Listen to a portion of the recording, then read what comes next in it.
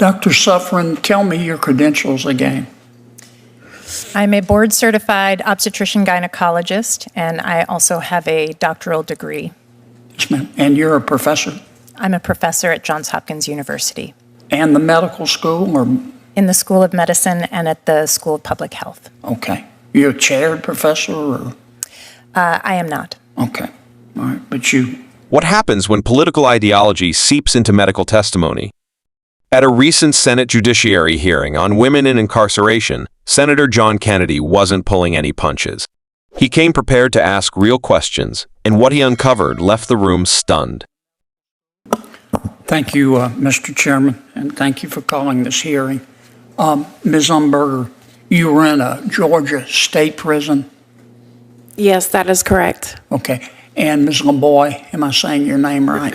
Yes, sir. Your daughter was in a state prison? Yes, York Correctional. And Georgia? York Correctional in Connecticut. In Connecticut? In Niantic, Connecticut, Okay. yes. Well, I want to thank both of you for coming. It's, I mean, your testimony was instructive, but that sounds kind of sterile when you put it that way. It was also moving. I know these four colleagues well. Hope we'll have another hearing on this subject. I would like to sit down with them and others and try to figure out how to address this problem. Yeah. I've had this discussion with Senator Booker before. I think we need to address the issue of solitary confinement in our prisons. We need to involve law enforcement. I'm hoping in another hearing we'll offer the Georgia state officials the chance to come in and tell us what happened here and offer constructive suggestions. I guess what I'm saying is I pledge to you to try to sit down and let's see if we can address this problem. I'm going to have to leave in a second. I don't want you to be offended by that. We've got a vote going on. Okay. Dr. Sufrin, tell me your credentials again. I'm a board-certified obstetrician gynecologist, and I also have a doctoral degree. Yes, ma'am. And you're a professor? I'm a professor at Johns Hopkins University. And the medical school, or? In the School of Medicine and at the School of Public Health. Okay. You're a chaired professor, or? I am not. Okay. All right. But you represent, or you are a part of the Johns Hopkins system? I am, Yeah. but I'm not representing Johns Hopkins. Understand. Well, if we're going to solve this problem, we've got to be candid with each other. Do you have a Twitter account? Thank you, Senator, for your question, but I'm here today to talk about my expertise on reproductive health care for incarcerated women. Is your Twitter account jail care? That is thank you, Senator, that is a Twitter account that is associated with a book that I published in 2017. But I'm really here today to talk about my expertise on reproductive health care and pregnancy care for incarcerated women. On September 29th of 2018, at 3:33, I'm going to read you one of your tweets. These are your words, not mine. Quote,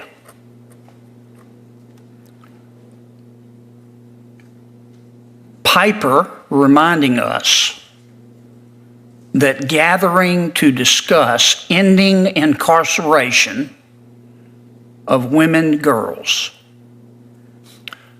Piper reminding us that gathering to discuss ending incarceration of women and girls is anecdote to white supremacist Kavanaugh shit show. Professor, did I read that correctly? Thank you for reciting that. I'm really here today to talk about research and improving conditions for incarcerated pregnant women. Were you speaking for Johns Hopkins when you sent this out? I was not speaking for Johns Hopkins. Well, I'd like to solve this problem, Professor.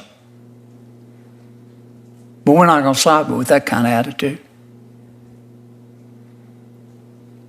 Thank you, ladies, for being here. I appreciate the courage that it took to come forward today. Yes, sir. Thank you. This hearing was supposed to focus on the treatment of incarcerated women, particularly pregnant women. Powerful and emotional testimony came from two witnesses, Miss Umberger and Mrs. El Bowie, women who've lived the painful reality of incarceration, either personally or through a loved one. Their stories were heartbreaking and honest, showing the urgent need for reform. Senator Kennedy acknowledged that. He praised their courage and even pledged to work with lawmakers like Senator Cory Booker to find real solutions. So far, so good. But then, the hearing took a turn. When Kennedy addressed Dr. Carolyn Sufrin, a Johns Hopkins OB/GYN and professor, things got tense. He started with a simple question about her credentials and then shifted focus to her past Twitter activity. One tweet in particular caught his attention, a post from 2018 where Dr. Sufrin referred to efforts to end women's incarceration as an antidote to white supremacist Kavanaugh's show. Now, let's be clear, this tweet wasn't about prison reform. It was a politically charged statement made during the contentious Kavanaugh hearings. Kennedy read it word for word and then asked, "Is this the mindset that's going to solve real problems in our justice system?" Dr. Sufrin tried to pivot. She emphasized she was there to speak about reproductive health care for incarcerated women, not politics. But for Kennedy, the damage was done.